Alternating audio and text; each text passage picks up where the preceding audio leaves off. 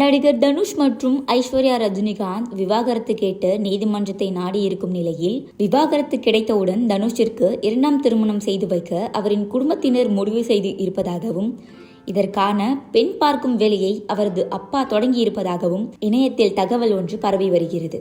கஸ்தூரி ராஜாவின் மகனும் செல்வராகவனின் தம்பியுமான நடிகர் தனுஷ் 2004ஆம் ஆண்டு ரஜினிகாந்தின் மூத்த மகள் ஐஸ்வர்யாவை காதலித்து திருமணம் செய்து கொண்டார்.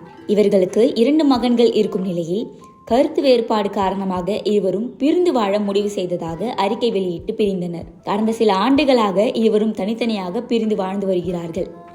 தனுஷ் மற்றும் ஐஸ்வர்யா இடையே உள்ள பிரச்சனையை தீர்க்க அவர்களுடைய குடும்பத்தினர் மற்றும் நண்பர்கள் ஈடுபட்டனர். ஆனால் இருவரும் விவாகரத்து பெறுவதில் உறுதியாக இருந்ததாக கூறப்படுகிறது. இதனையடுத்து இருவரும் விவாகரத்து கோரி ஏப்ரல் மாதம் சென்னை குடும்ப நல நீதிமன்றத்தில் மனு தாக்கல் செய்திருந்தனர். அதில் 2004ஆம் ஆண்டு நடைபெற்ற தங்களின் திருமணத்தை செல்லாது என அறிவிக்க வேண்டும் என கோரியிருந்தனர்.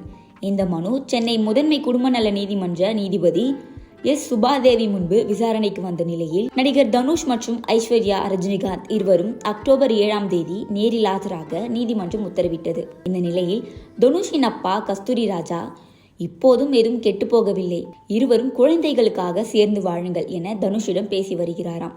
ஆனால் விவாகரத்து முடிவில் தெளிவாக இருப்பதால் மகனின் வாழ்க்கையை நினைத்து வேதனைப்படும் கஸ்தூரி ராஜா, தனுஷிற்கு எப்படியாவது 2ஆம் திருமணம் செய்துவிட வேண்டும் என்று முடிவு செய்திருப்பதாக கூறப்படுகிறது. இதற்காக சொந்தத்தில் பெண் தேடி வருவதாகவும், அதில் ஒரு பெண்ணை குடும்பத்தினர் பார்த்து முடிவு செய்து விட்டதாக செய்திகள் இணையத்தில் பரவி வருகிறது. ஆனால் இது எந்த அளவிற்கு உண்மை என்று தெரியவில்லை.